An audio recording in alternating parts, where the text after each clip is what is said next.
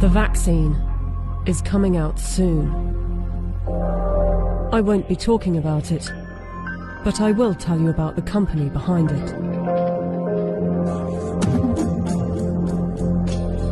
The UK government has purchased 30 million doses of COVID mRNA vaccine from a company called Pfizer. The vaccine is due to be delivered in November, with the potential of 100 million doses by the end of the year and 1.3 billion doses next year. News just out. Pfizer says it could be ready to apply for emergency use authorization for its COVID-19 vaccine candidate by late November. It won't be mandatory at the beginning, but judging from the large orders, a gradual plan will be implemented to persuade and incentivize people to take the vaccine and put restrictions on people that don't, along with shaming campaigns. I want to tell them that their decision, they need to understand, will not affect only their lives, which at the end of the day, it is their judgment, but will affect the lives of others. Because if they don't vaccinate, they will become the weak link that will allow this virus to replicate. Some will say that this is conspiracy theory, so let's just stick to the facts. The government trusted Pfizer to vaccinate the British people, so it's logical to want to inquire into the company's track record in safety and ethics. After all, they must be trustworthy in fighting for humanity, right?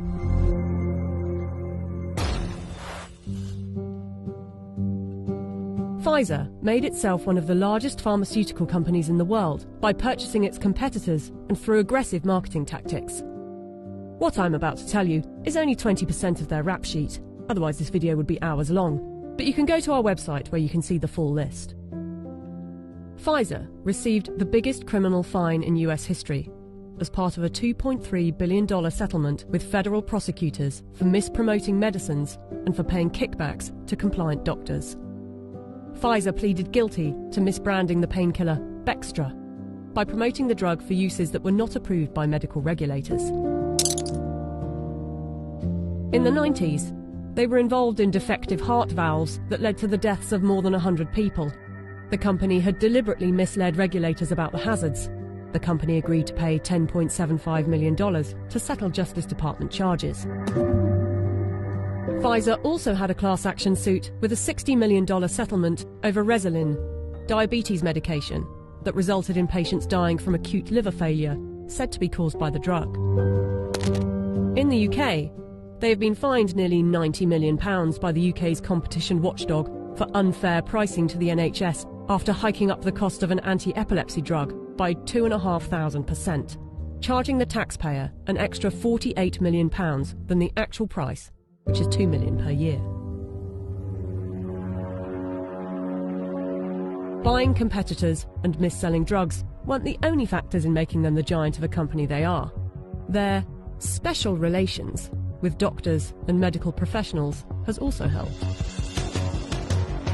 In 2004, Pfizer's subsidiary agreed to pay $430 million to resolve criminal charges that it paid physicians to prescribe its epilepsy drug, Neurontin, to patients with ailments for which the medication was not approved.